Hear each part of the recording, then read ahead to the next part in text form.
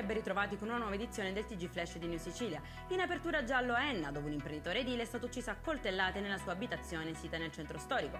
Secondo quanto ricostruito dalla polizia, la vittima, Gaetano Menzo, avrebbe avuto una violenta lite con il figlio 22enne, che al momento risulta irreperibile. Il ragazzo è stato visto tra l'altro allontanarsi dall'abitazione, visibilmente turbato.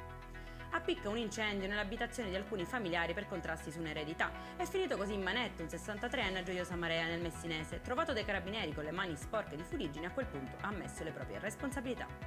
Si era recato in chiesa, ma non per pregare. Un palermitano è stato denunciato per aver rubato un candelabro votivo con le offerte dei fedeli in una chiesa di Catania.